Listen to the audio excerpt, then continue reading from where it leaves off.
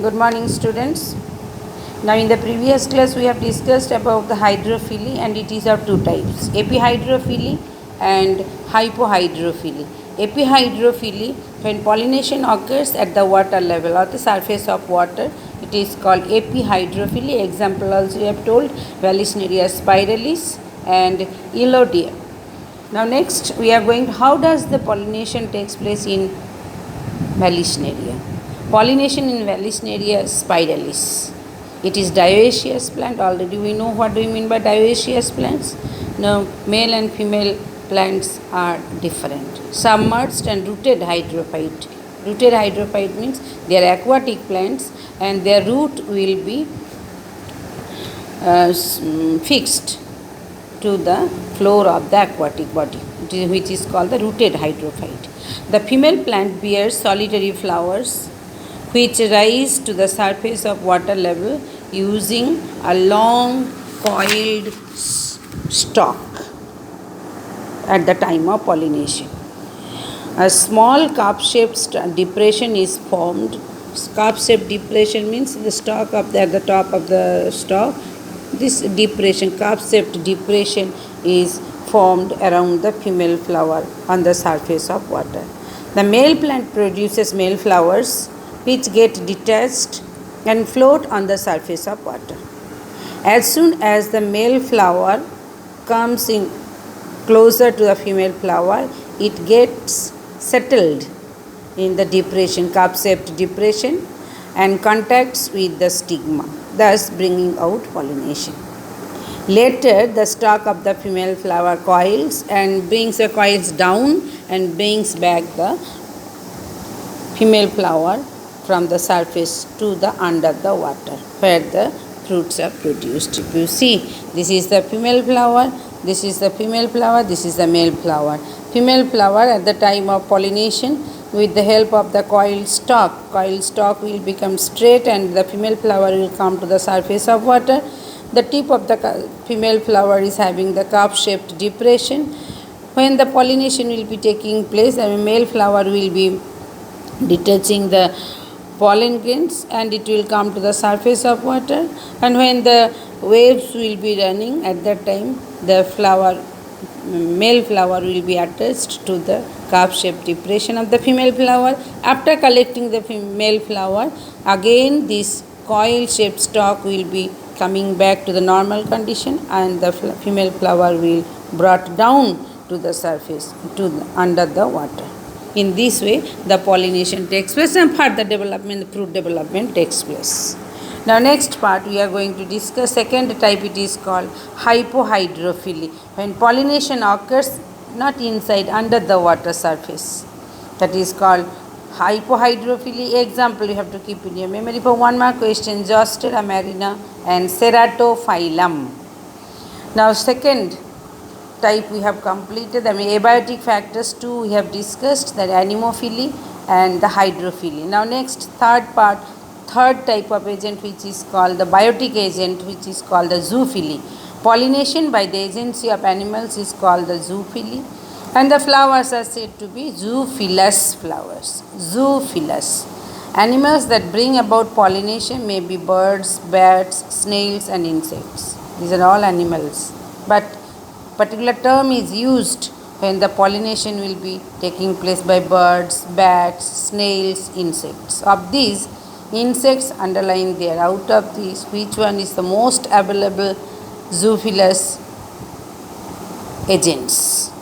Insects. Among the animals, insects are well adapted to bring the pollination, and maximum flowers will be pollinated by insects.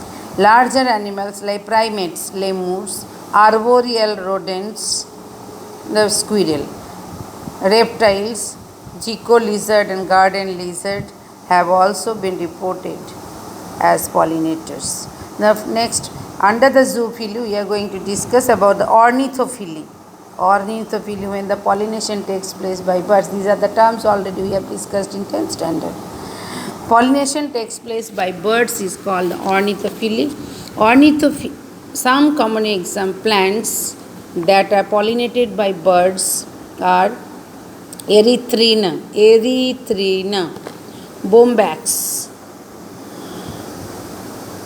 Syzygium, Bignonia, Sterilitzia, etc. One or two examples to be memorized. Hummingbirds, sunbirds, and honey eaters are some of the birds which regularly visit flowers and bring about pollination. Now, what are the characteristic features will be shown by the ornithophilous flowers? May come for 2 marks, 3 marks, or 5 marks question. First one, the flowers are usually large in size, so it will be visible from far away. Flowers will be brightly colored. Flowers are tubular, cup-shaped or urn-shaped. Pot. Urn means pot-shaped. Flowers are brightly colored.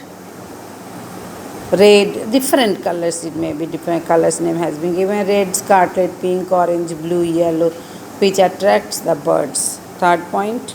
The next point, flowers are scentless. There is no need of producing the scent, and produce nectar in large quantities, which is considered as the food for the birds. Pollen and nectars of the floral lures for the birds visiting the flowers. And the next point, the floral parts are tough and leathery to withstand the powerful impact of the visitors. Visitors means birds. So that if the birds are visiting the flowers, floral parts may damage. So the plants have developed the very tough and leathery floral parts. So these are the characteristic features of ornithophilous flowers. May come for 2 marks, 3 marks, any possible question type may come. Now next one, Chiropterophily. Chiropterophily. Chiropterophily. Pollination carried out by bats is, these are also animals, so it is also coming under zoophily. Bats is called the Chiropterophily.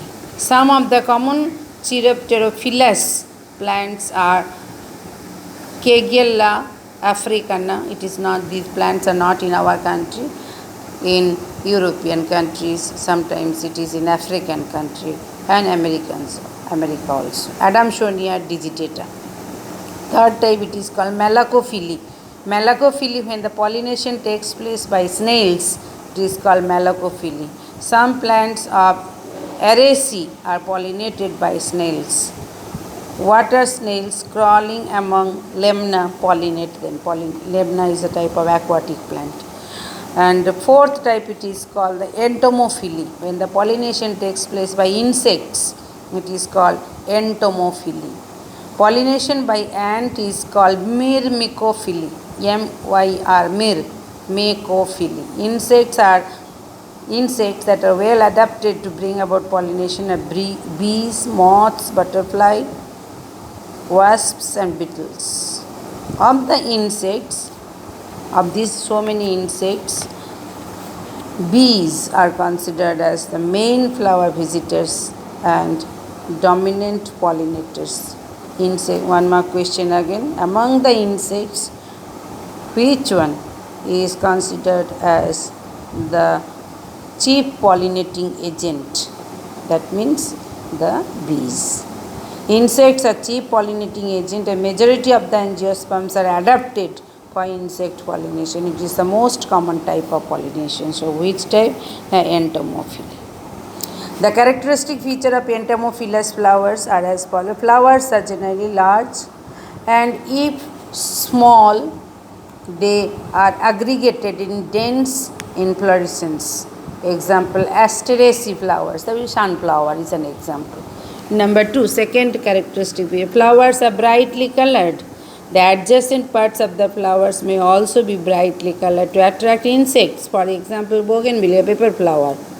The bracts become colored. Flowers are scented and produce nectar. Scented insects will be attracted and they will find out the flowers to have the nectar. Flowers in which there is no secretion of nectar, the pollen is either consumed as food or used in building up of its hive by the honeybees. Pollen and nectar are the floral rewards for the visitors. Floral rewards means the These are the things, pollen grain and nectar are collected by the insects when they will visit the flowers. Flowers pollinated by flies and beetles produce fall odor to attract pollinators. Fall odor means bad smell will be produced so that flies and the beetles will be attracted. In some flowers, juicy cells are produced or present which are pierced and the content are sucked by the insects. So these are the characteristic features of entomophilous flowers. Thank you, children.